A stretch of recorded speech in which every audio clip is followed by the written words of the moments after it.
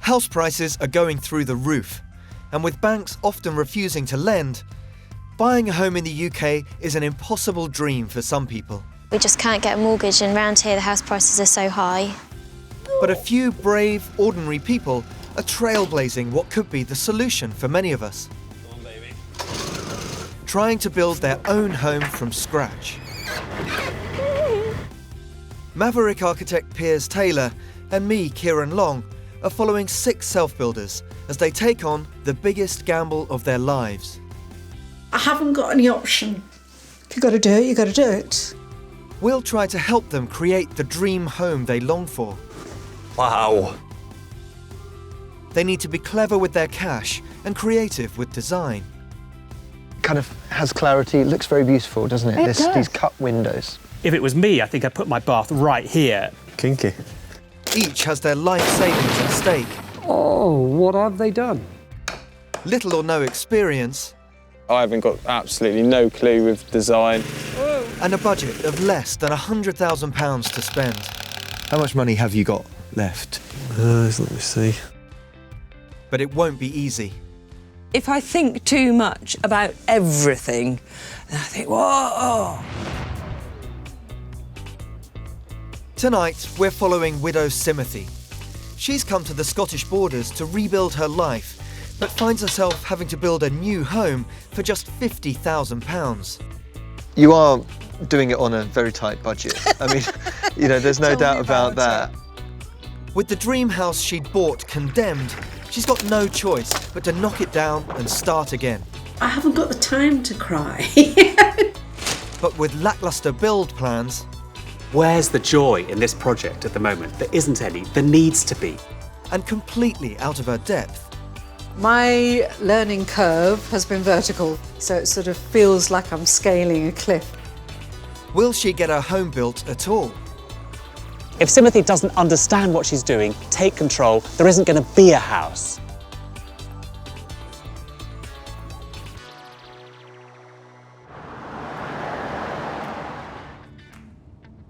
Building your own house is hard enough when you've had the time to plan and consider it.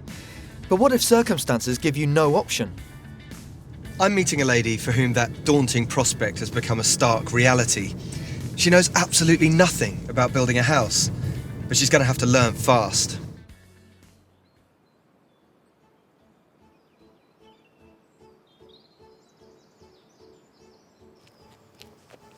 In search of a new start, 60-year-old Sumati Bala thought she had found the perfect spot to spend the rest of her life. I've got the hills, I've got the green, I've got the pub and the neighbours. This is what I'm happy with. She discovered a beautifully located cottage in need of work, not far from Berwick-upon-Tweed. Its £100,000 price tag meant she had £50,000 left over to make Cardboard Cottage into her dream home. It just made me smile. Because it was so quirky. I mean, it was totally wrong for what I wanted to do, but it was sort of, that's okay, I can change a kitchen, no big deal. She moved in and planned to start her own business teaching Indian cookery courses from her stunning new country location. This isn't just shelter. It's going to be my home, my income, but it's where it satisfies my soul. But Cardboard Cottage had a shock in store. One by one, serious problems emerged, from burst pipes to severe damp. I had to go all around pulling everything away from the wall. You see, that's well away from the wall because everything was getting wet. It was a devastating realisation. It's left her forced to knock down the troubled cottage and start again. As my son very succinctly said, I've only got another 20 years ahead of me. So if I've only got another 20 years, I want those 20 years where I want to be. And this is where I want to be. And if to be here, I have to go through this process of knocking down a house and rebuilding, so be it. With only her £50,000 renovation fund to cover an entire new house and no building knowledge whatsoever, it's an intimidating prospect. Widowed and with no family nearby, she's facing the monumental challenge alone. People often say, you're so optimistic, nothing gets you down. It's not true. I'm like a duck that's very calm on the outside and paddling like crazy underneath. With her home now a barely habitable health hazard, she needs to get out quickly and self-build fast. You've got to look at it positively. You've got to find, how do I deal with this? I haven't got the time to cry. Sumati is in urgent need of a helping hand. Hiya. Hi, Sumati. Nice to see you. And you. How are you? Fine. This, as you can see, is the kitchen. But tell me about this place. I mean, you found this spot, but this building on it is a rather strange one, isn't it? It's kind of a prefab. It's done its job. It's been here for 60 years. But Yeah. I don't think I looked at some of the things I should have done. Right. So you got a few surprises. Yes. It come through here to the lounge. Yeah. So the original idea here was to keep the building, kind of open it up and make it more suitable for you. It was obviously it needed TLC, but I didn't know what extent of TLC. Right, so... And now it's quite clear that TLC isn't enough. When was it that you realised that there's going to be... First month I moved in. I mean, it must have been really worrying when you thought you'd bought a home that you could just do up Yes. into one that you've had to demolish. I mean, how did that feel? Dire. I was setting up a new business, I was starting up new here and had enough money to do all of that. To knock it down and start again, did I have enough for that? And that was the first worry, because it was quite clear you couldn't just put an envelope around it. Yeah. You'd be throwing good money after bad. Until the build is completed and she can set up her business teaching cookery classes, Sumati has no source of income. It makes her £50,000 terrifyingly tiny and means the build must be simple and cheap. You are doing it on a very tight budget. I mean, there's no doubt about that. I mean, does it worry you that the potential might not be met of this beautiful site that, that maybe you can't stretch? If the worst comes to the worst, I've got room to put my tent up. That's true enough. Sumati instructed an architect to come up with the most straightforward of plans to keep costs down. The result is a modest, single-storey, one-bedroom design clad entirely in traditional render. There's a large loft space, sealed off by standard height ceilings throughout. Opening the front door, there's a bathroom immediately on the left, followed by the bedroom. The main living area is a conventional L shape, with a dining area and kitchen along the far end of the property, and doors opening out onto the garden. It's a house, but Sumati has opted for the most basic and conservative of designs. Even with her challenging budget, this is a once-in-a-lifetime chance for her to build something unique. To try to help Sumati aim higher, I'll be joined by acclaimed architect Piers Taylor. He's made his name achieving ambitious design on the smallest of budgets, including when he self-built his own home. Looking at Sumati's plans, he's quickly identified some potential changes. Actually, I think there are a few simple things you could do to make this a much better building. Spatially, internally, it's this, everything is 2100, 2400, that is, kind of the most standard dimensions you can get in building. I mean, wouldn't have cost anything to just a little bit more generosity on ceiling heights. And truss rafters with all of that space then concealed, She's got a big loft coming. Big loft, which you can't use because these truss rafters run through. Yeah. I would get rid of the ceiling and just open this up and make it a lofty space and expose these truss rafters running through. By leaving the structure of the roof on show, Piers has seen a way she might be able to make the house more light and airy and save money. But that's not all. This just needs reconfiguring, so this is a bigger space. You can actually make this potentially an interesting, large, sort of simple space. She needs a place that's kind of oriented around her great skills and her great kind of gregarious nature. This building just doesn't seem to me to be doing that. And I would use cheap materials like kind of chipboard and those kind of things. Use things that are already there in a way. There's going to be a big risk here, whether we can suggest things that are achievable in the budget and in the time frame. And I just want to help her make a building that is not the absolute lowest common denominator. At the moment she looks at this and thinks she's just going to be grateful for a place that doesn't leak, that is a place she can live in. But the tragedy is that she will just end up with something that's warm and dry and nothing else, you know. Which is this. Exactly. And actually, you know, she'll regret it. We'll all have our work cut out. And Cardboard Cottage hasn't even been demolished yet. With a mountain of work ahead, Sumati's worn down by a hard winter, struggling to keep warm in her dilapidated house. I know I'm fairly resilient, but right now my bounce has gone. But if you've got to do it, you've got to do it. You know, so no point in crying over a cardboard cottage. Her life savings, her future income, and her own well-being all rest on this self-build making it to completion.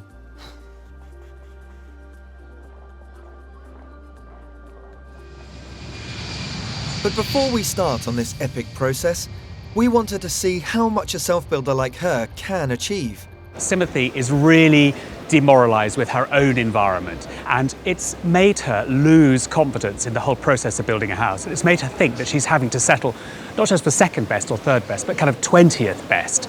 So what I hope to realise today, to achieve today, is that she realises she can have something amazing. It's going to reflect her lifestyle, her personality, allow her to run her cooking business from there, etc., and really get her to become excited and motivated by the whole process of building a house. I'm not bringing you somewhere that's over the top and lavish and unachievable. I'm bringing you here to show you that this is a very modest house, it's beautifully conceived, and you could have something as well conceived as this if we act now. That would be really good to see what I can do in the very, very, very finite budget I have. Yep. 3 Seaton Mains is an award-winning low-cost house in East Lothian.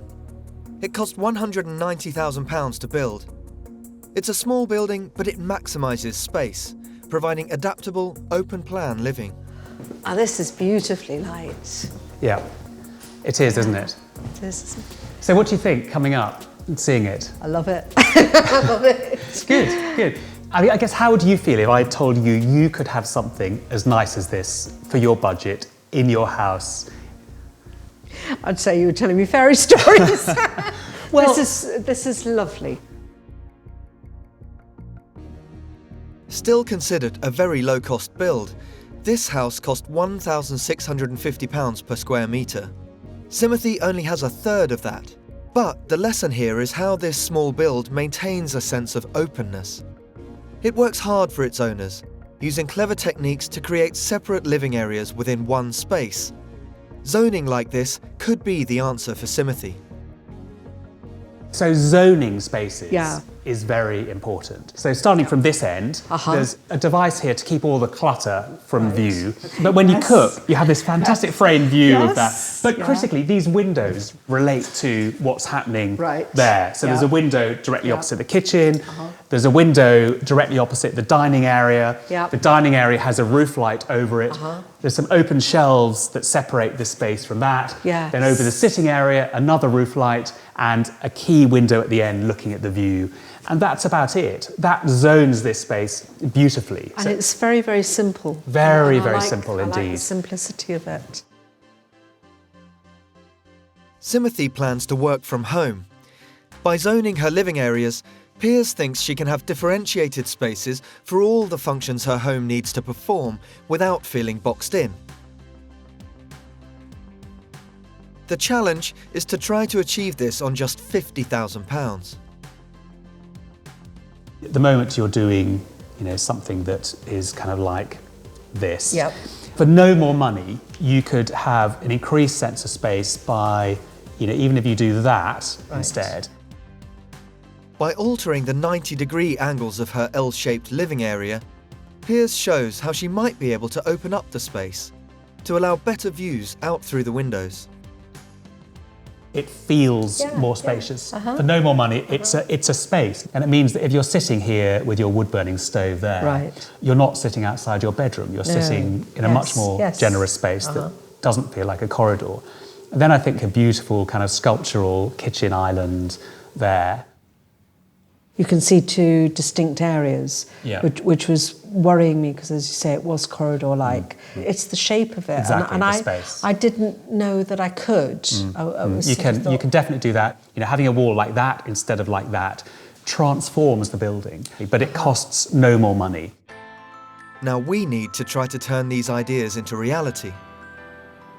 I'm not as daft to think that it's all going to be clear sailing. I know there's going to be a lot of work. But the difference between doing a lot of work with an end product that you can see and you're looking forward to makes it easier.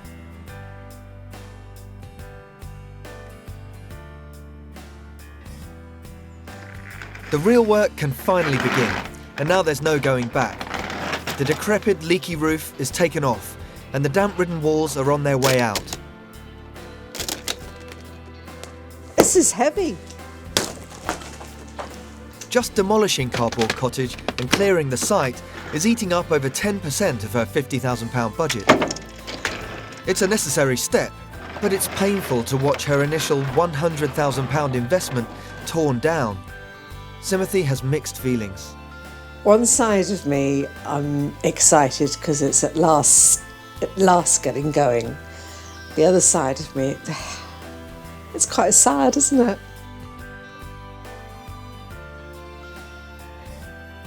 From now on, Sumati will be living out of a suitcase with friends. She's effectively homeless, with less than £45,000 left for the build. It's a stressful situation for any self-builder, experienced or not. Knocking a building down is a big deal. I know, I've done it. You knock it down and then you're left with the enormity of suddenly having nothing, having a house that you've invested significant amounts of money in has gone. When I did it, I woke up bolt upright in the middle of the night and thought, how on earth am I going to build a house? I've got nothing. And the reality of it really hits you. You've got to make it happen. So the danger, of course, is that she will just sit back and let her very nice builder just finish it, just to get a house. Whereas actually, we need to realise that she can have the house and a little bit more for no more money. But Sumati now also faces an extraordinarily steep learning curve in project management. Because it's a team of different people who are all individual, like there's an individual plumber with his own business. Who's coordinating each of them? Me at the moment. Okay, so you've asked each of them for separate prices for their bits of work? Yes. Okay, so the groundwork is doing one thing, the plumber's doing another, the timber framer's doing another. You are the main contractor. Yes. And how do you feel about that responsibility? It's my house. Yeah. Do you have a spreadsheet of who's doing what and what their costs Don't be are? silly. I write things down. We're not spreadsheets. You have something that sets out what each person is charging. Yes. Getting the timing right and getting commitments from these people to be here at these times is really important. For example, the plumber will need to come and do first fix before the linings go on. And then when the linings go on, he'll come back and do second fix and so on. So he'll do a couple of revisits. If you end up holding something up, he has grounds to charge more money. So I'd like to look at a little rough programme with you, just sit down and run through a checklist. If I knew what I had to do, I'd probably worry myself silly. Yes. And I think in some respects that the fact that I'm not aware helps me. I'm, like an innocent abroad.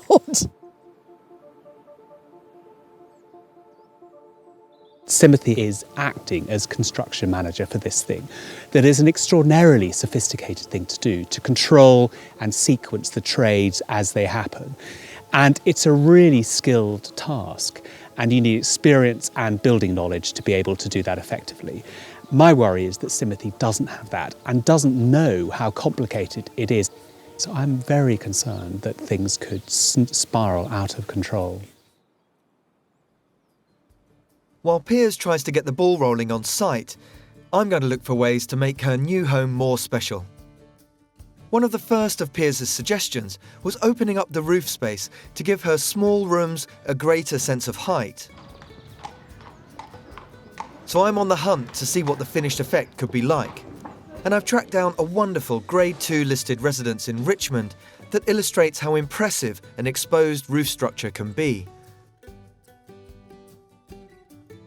The Oaks was originally built in 1610 as a stable block for the Grade 1 listed Ham House. This wing was first converted to residential use in the 1970s.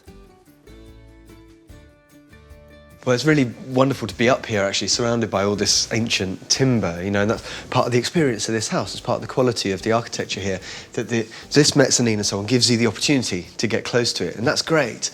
But I think what's also interesting is that it's not necessarily kind of ideal. You know, these proportions were not designed to accommodate a two-storey house. It was a barn. And so you end up with some quite odd ceiling heights. You have to watch your head in a couple of spaces around there. But that doesn't really matter. You know, of course they had the constraint of a historic building here. Even though this is a world away from her new home, Sumati could learn from the way the architects have tapped into every last bit of space by exposing the fabric of the building, particularly the roof. I think what it reveals for us is that idea of kind of using the vertical in the house. You know, for Sumati, in such a modest home, you know, it's all about the horizontal. It's basically a bungalow. But if she could just open up vertically. And leaving structure exposed could save money on finishes like plasterboarding. While she's got very limited budget, and all of that budget is going on the kind of fabric of the building, the structure of the building, there's still opportunities to make some kind of spatial interest that's going to give her a lot of benefit long term. If she can accept the idea that some of this stuff that goes into making buildings is rather beautiful and expose it and allow the space to speak for itself, I think it's going to add so much to her build.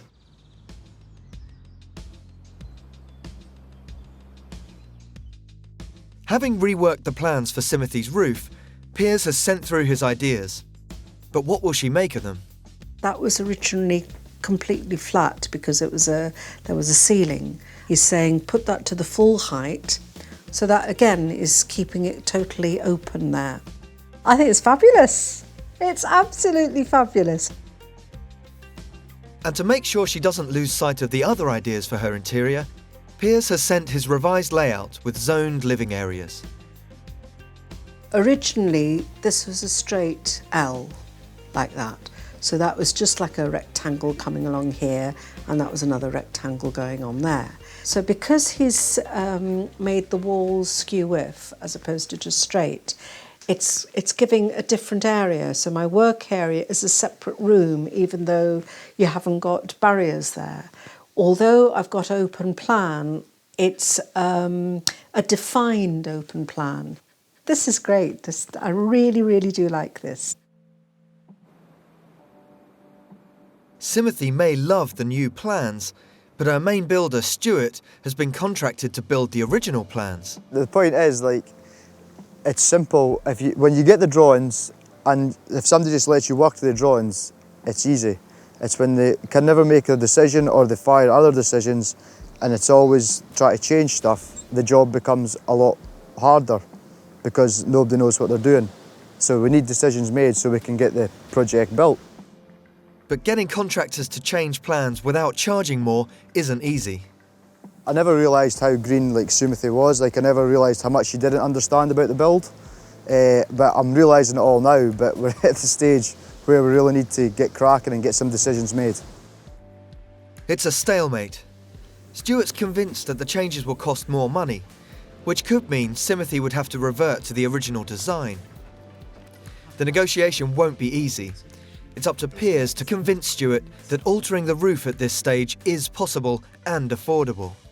The first thing is wondering whether there's a possibility of taking out this ceiling. Yeah, well, there is a possibility of doing that, but obviously the truss details would have to be altered. It would be a lot heavier timber. It makes the trusses more expensive. How much, I'm not sure. We'd have to find out. If that can come within the budget, great. Could you not use, what if you just used the same truss but just took out the ceiling and moved the ceiling to that point? And then expose the trusses. My only reservation would be regarding the insulation. Yeah. The simplest thing to do is to put a pre-finished board goes on top that you will then look up at. Need to know decorating. Right. The insulation, which could be Goes rigid, sits on top of that, Right. and then you batten Your tile battens on top of that. As I say, I don't know anything, but from what you're talking about, it sounds that this is easier. What's the downside on it? Is it just because you've been having this thrown at you? Well, I've had quite a lot thrown Yeah. at me, if I'm honest. I mean, I'm just taking it all in. We'll see if we are able to do it. Yeah. The next thing is that this wall here, we just want to move around. It's very simple, and it's going to, it's the same amount of material and work, so that's just going to happen. That sounds like a win-win to me. You're still looking worried. I just want, finally what I'm doing, so Of I can course, get cracking. of course. I mean, the sooner I can get this to you tomorrow, the sooner we can get some prices from you, the better. Yep. And we can, Sumati then can make a decision. Piers hopes he's helped Sumati get things moving, but can she keep up the momentum for the rest of her build? I felt quite nervous about, or quite anxious about setting the cat among the pigeons, because it seems like I'm coming in and shaking everything up. But I genuinely believe that these things are for the better.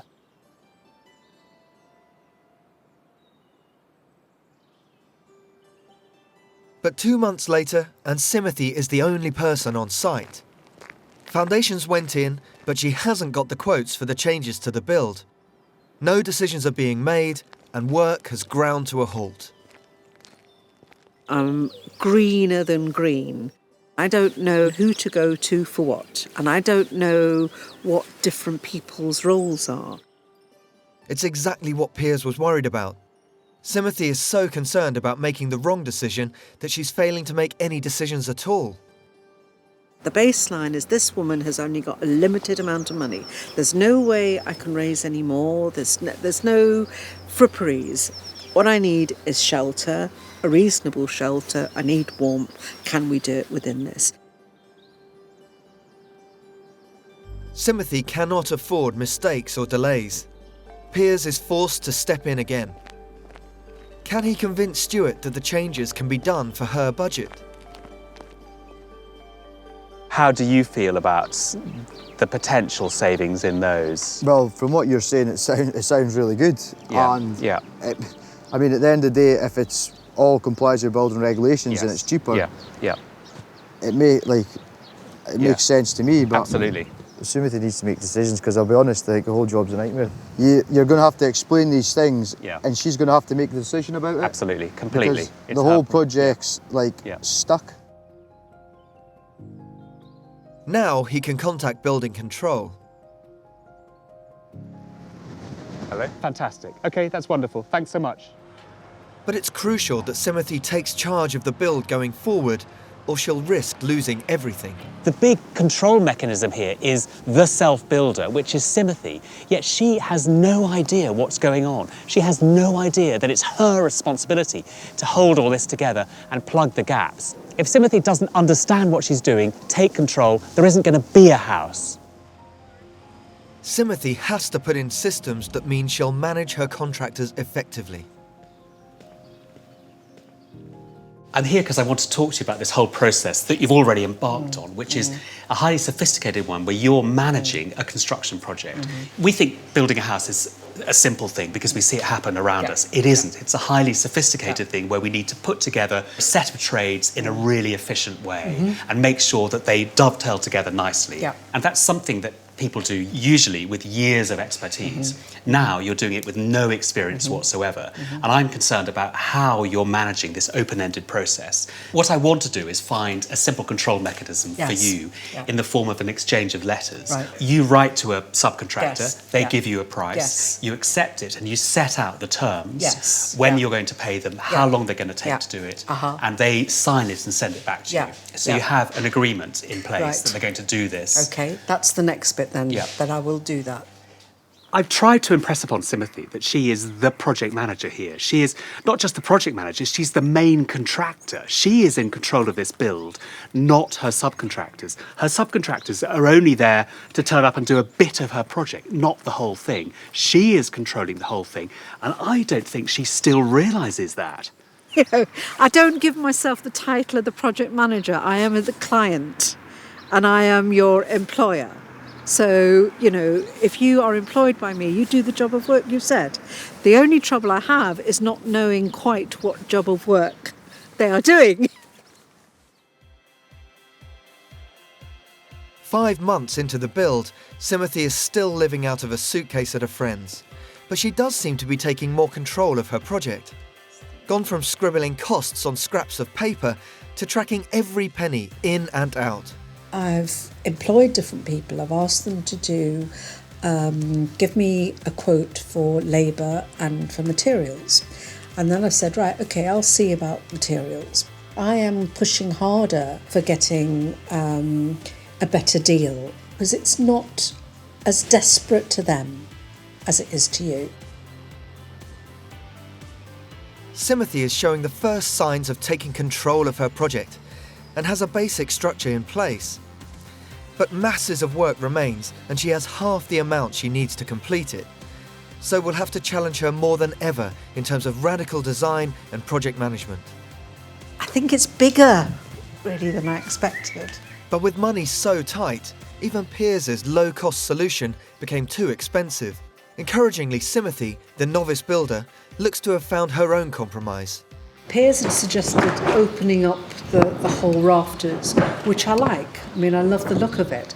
However, bearing in mind that I've been on quite a fine budget, these rafters wouldn't be strong enough to do that. You'd need heavier wood and bigger wood to do that. And although we can't have the vaulted ceiling, we have got a variation on the theme. Instead of being straight up and like that, it'll have a little curve on it. So it gives it a bit of height, but it was the best compromise with the money factor. But her biggest challenge is still to come. Finishing this house the conventional and more costly way she has always planned is very expensive. But her funds are getting lower by the day, and she'll have no further income until she can get into the house and start her cookery classes. Time is truly money, so it's essential Piers gets to site to check on progress with Sumati and Stuart. Hi, Sumati. Hiya! You're looking well. Looking great. You've got a house. I have got a house. It looks fantastic. It looks beautifully built as well. But immediately I can see that you've raised the ceiling. Yeah. Here, you've raised the collar of these trusses. Yeah. You've really actually done the right thing, which is keep it very simple, move this collar up a couple of feet, and you gain an amazing amount of space. Yeah. I mean, it's incredible how big it feels. Yes. It's a better house with that done. So. Yeah. So basically, we're waiting on like the windows coming, Yeah. windows and doors, and obviously the roofer just to get it sort of watertight before we start the next stage. There are signs of progress, but completing this house could still cost over £20,000. You spent quite a lot of money getting to this point. Tell me where you are with budget. How much money have you got left? I've got approximately 10 grand. £10,000 to complete electrics, walls, ceilings, and fit a kitchen and bathroom. Sumati is going to have to open her mind to less conservative and more inexpensive ideas, like an alternative to costly plasterboard for one. I guess critically, what I would love you to do is to retain this sense of space and avoid normalising it. Yes, but big blocks, big expanses of materials will make it seem big, will kind of wrap around you. I mean, one strategy is that you could make the floor and the walls and the ceiling out of the same thing, which would be amazing. Are you sure? I'm absolutely sure. Right. You could put OSB on the walls. Oriented strand board, or OSB, is an inexpensive building material made up of shredded wood strips. Usually hidden away behind conventional finishes, it could be used here in its raw state. It's very warm, it's cheap, and what you could do is not plasterboard your building, but just use this on the face of these studs with insulation between, and that's your finish. You know how in the 60s they always used to put all this pine cladding and it got dark and you know, it was just too much. I'd be very wary of that. Yeah. But Sumati's rapidly running out of options.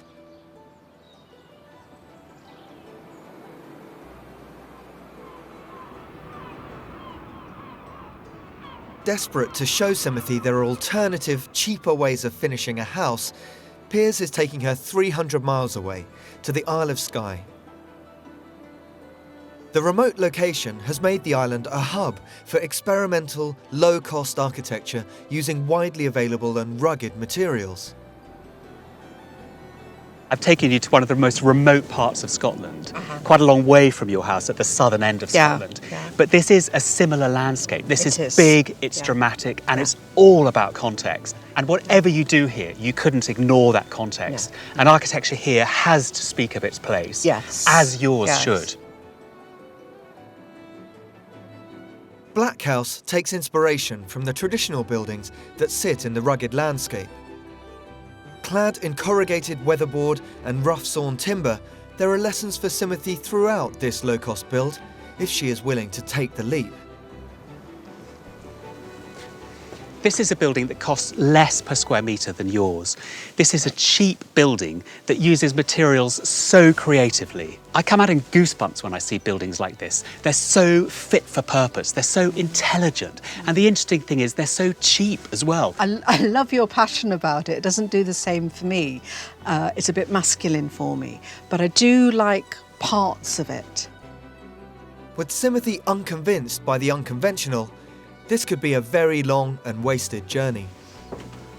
So, raw materials, all very basic, very cheap, no skirtings, concrete floor, exposed surfaces, breeze block walls. First impressions?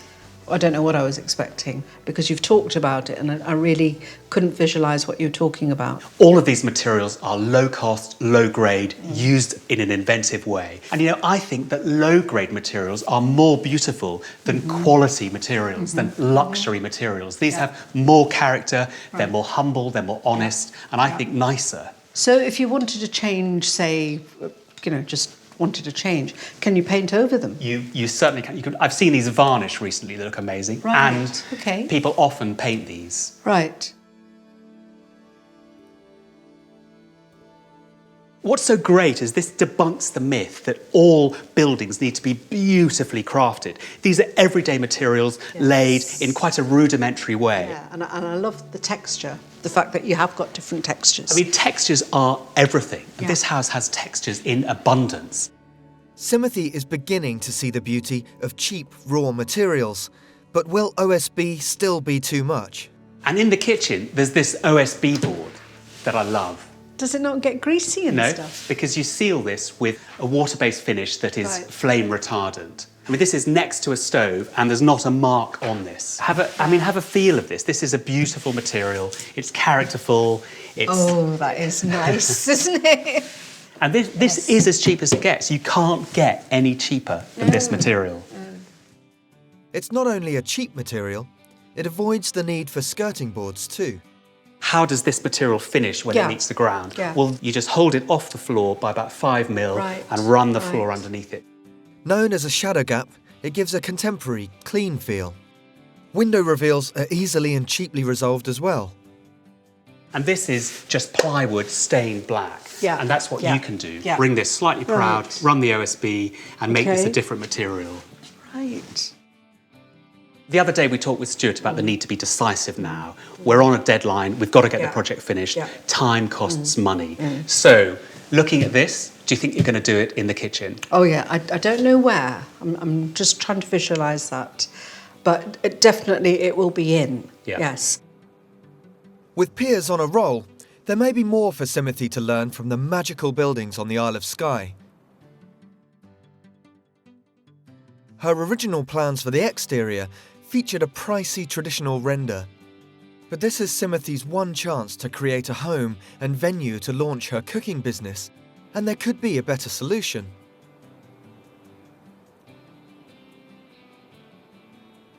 The award-winning Hen House is a fantastic example of an imaginative, low-cost exterior.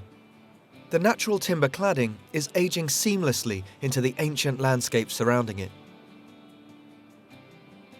Your building needs to be special in a quiet way like this building is. Yes, and this cladding would certainly do it. Yeah. This doesn't shout, it doesn't play any tricks, it's just a simple, robust, beautiful material. And that's going to continue to weather nicely, isn't it? And it's cheap. It's cheap, it's sustainable, needs no maintenance. And what's great about this, as opposed to render, is this material ages beautifully. Yes. This has been up for a few years now, and it looks better and better and better as it gets older. Yeah. You can't say that about render. But these are all pretty radical design solutions, and it's going to be up to Sumati now to follow them through. I think we really got across the message that the use of low-cost materials in an inventive way is the key to finishing her house. It's also been great to see a transformed woman. So when I've been showing her these things, she hasn't been wanting to copy them. She's been making them her own. She's been saying, yes, I like that, no, I don't like that, and actually this is what I'm going to do. I'm in control. When I next visit, I've got to see the fruits of those decisions. I want to see a house filled with that vigour that we've seen today.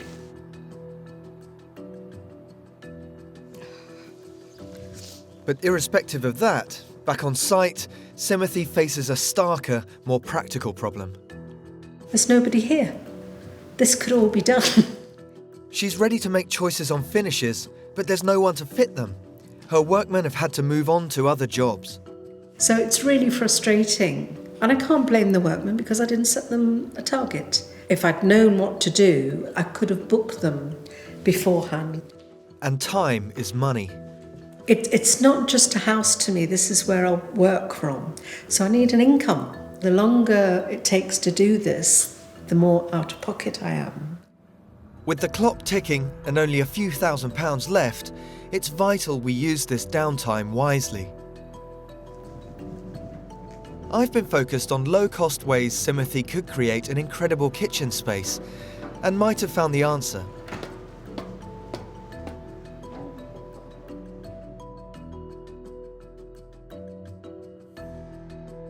This live-work loft apartment in North London uses light-of-touch design to keep a sense of expansive space and honest functionality.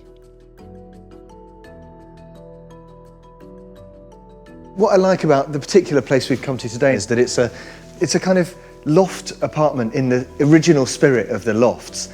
This is a lifestyle that's about work and life playing together. And I think that attitude meant that the people who started to occupy these spaces, like this family, kept the open spaces. They didn't divide it up and subdivide it into rooms. They wanted that link between working life, between domestic life and family life. Sumati's new home may not be a loft apartment, but she could take away the simple approach to the open plan spaces. It's the kitchen where you start to get a sense of the atmosphere of this place and how unprecious it is in terms of materials. It's just made by bits of 4x2 almost, bits of softwood nailed together, nothing precious about that, and a half-decent piece of oak-faced plywood. What I like about this kitchen is that, of course, you get all of the stuff on display. It's open, particularly in these shelves here. You see right through them, so you keep those good views out towards the beautiful warehouse windows with the kind of tools of the trade on display hanging here. That feels right for a place that used to be a working place, and I think it would feel right for Sumati too. Cooking is part of her life, part of her identity. It's her work. Why not have these things open? It also saves you from buying expensive doors for kitchen cabinets and so on. A mix of freestanding, basic units, rather than the fully fitted systems most of us choose, can save thousands of pounds on a kitchen. But it's not all about money. By using open shelving, Sumati could delineate her cooking area whilst maintaining a view through to the rest of her home. This is kind of allowed to be very open to the rest of the apartment. That's really important. I mean, clearly the shelves on this side have no back. You can see right through them. You get the light into this space, which is quite deep in the floor plan. Rightly, design here is about function above anything. Choices are made based on how the owners use their home. I think people feel they need fitted kitchens simply because kitchen manufacturers are quite good at selling them, and people don't think through what a kitchen is really for. Cooking together, having a drink together, preparing an evening meal for your family. And I think when you see a kitchen this cheap and informal but working so well, you think, actually it doesn't matter. Just ignore fitted kitchens, make some shelves, put some nice stuff on it, and just get cooking and get talking and have a life that's centred around those activities.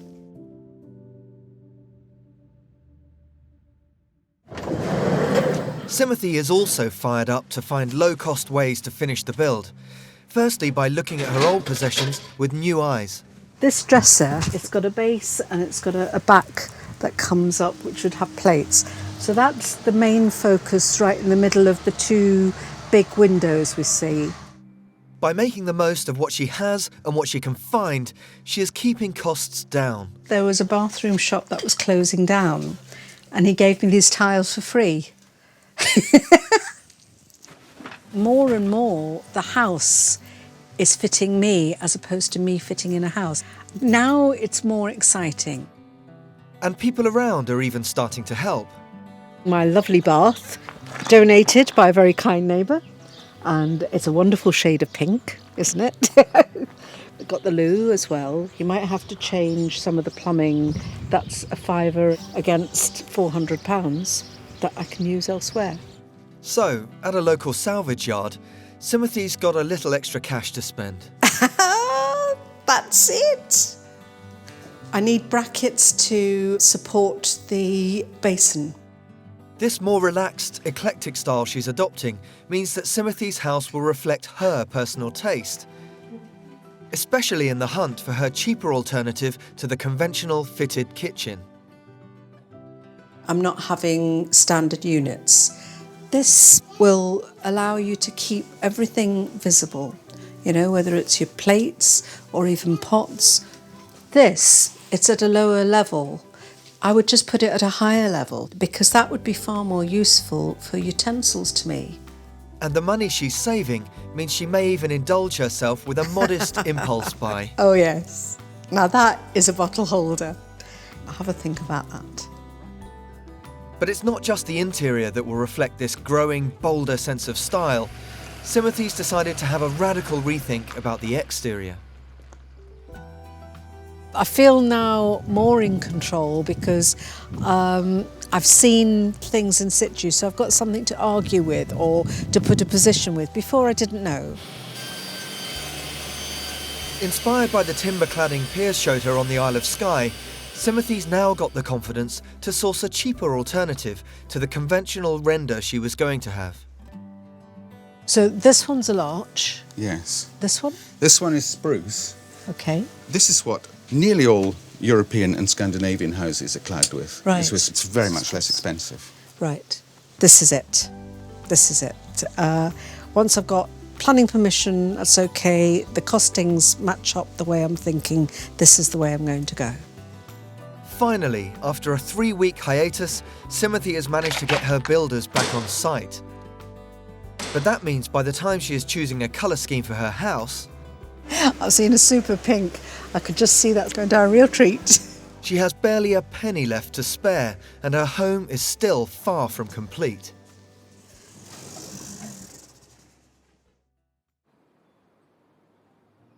A year ago, Sumati bought what she hoped would be her dream home, Cardboard Cottage. But soon after, her nightmare began. Sumati soon had to abandon her costly, conservative plans for her new house and bravely adopted a riskier, more imaginative approach. Have a feel of this. This is a beautiful material. It's only 6 months since she started, and Piers and I have been invited inside Sumati's new home. So will she have been bold enough? And will it have worked? Oh, wow.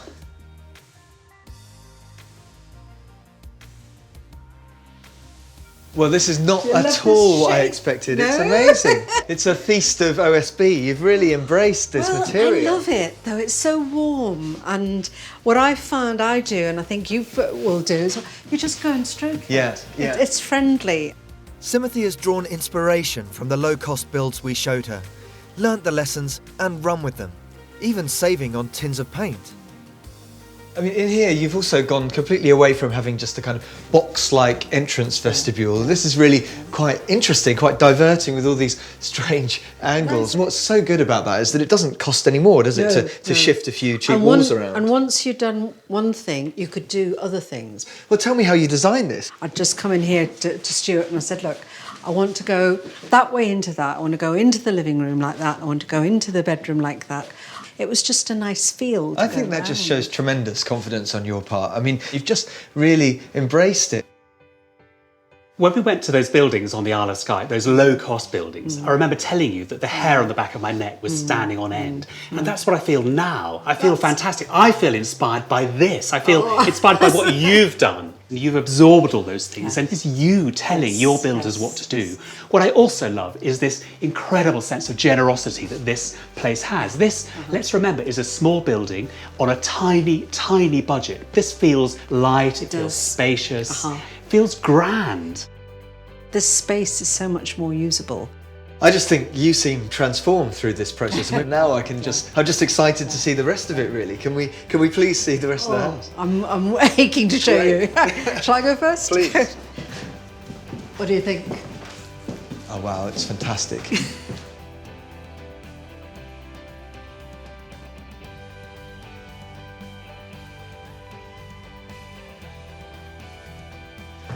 Wow, it's just fantastic. And you've really pursued the OSB theme, haven't you? I mean, it's everywhere. But it works. Yeah. It works. If you're going to self-build, why would you self-build unless you're going to do what you want to do?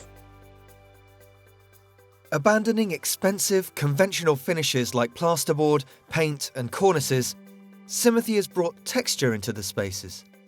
Materials have been followed through the house to bring continuity, and simple, inexpensive detailing has resulted in a sharp, contemporary finish. But it's also great to see these blocks that we saw at the Isle of Skye, and I'm just so pleased that you've used these. I mean, these are so modern. They're just not the sort of materials you'd expect to see in what seems from the outside like a relatively ordinary building. I love them. I love the texture and the honesty of it.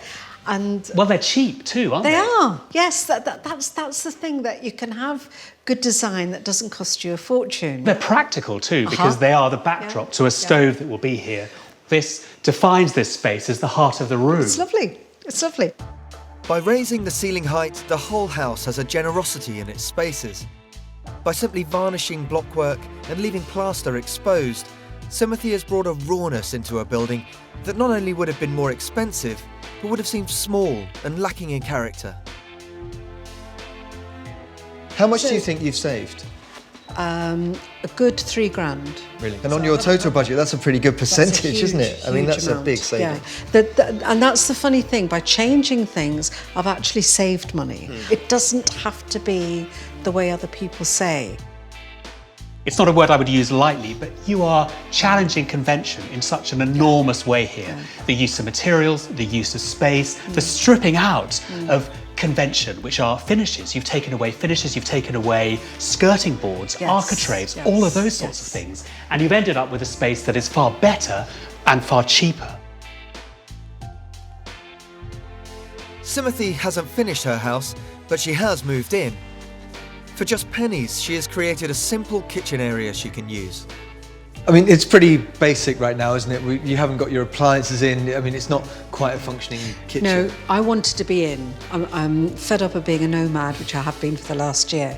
So I've got what I want of my kitchen on order. So it's all coming. So what we see here really is just something that can evolve and change. But you know what? Even though this is temporary, I could live with this for quite a while until I got exactly what I wanted. So what you haven't done is fall into the trap thinking that you have to finish everything at the same time. What you've done very sensibly is to finish the fabric of the building that'll be here for a long time and allow yourself the freedom for the interior to evolve over time. You've got it to the stage you need it, and now you can move in and relax. Yeah. Now she's moved in, Sumati will soon be able to begin her cookery business. That much needed income will allow her to steadily finish the build. My oven-ready house. Actually, yeah, with all this, yeah, wonderful. Outside, the cladding isn't up, but it's watertight, and critically, she knows what she wants. So Sumati, it looks like it's almost finished, but not quite finished. What's happening with the cladding? We're going to have larch. Fantastic. And the beauty of larch is it doesn't need maintenance afterwards. So it'll go on a sort of reddish tone, but it very soon goes to a greyish green. You're speaking like a pro. Well, I've learnt from you, Piers. There's been a complete change in me from beginning to end. At the beginning, I didn't know what I was doing. And now, no, this is what I want. Well, you're an empowered woman. Not only am I an empowered woman, I reckon the builders think you've created a monster. one of the key players in this build has been Stuart. He has stuck by Sumati throughout. He's managed to get the job done, but does he share our passion for this innovative approach? If I'm totally honest, it's not really to my taste. I think OSB everywhere on the building is just a little bit too much, but it's her house, and if she's happy with it, well, that's the main thing at the end of the day, but I certainly wouldn't be doing it in my house. Sumati still has a way to go to complete the build, but this is now her home. She's got the confidence to judiciously collect cheap, reclaimed and recycled fittings and materials. She's a world away from sleeping on the sofa in her rotting prefab. And this is the bedroom. All of that lovely ceiling height. Your furniture is really working, isn't it, in this modern? They look great against this quite modern background. Yeah.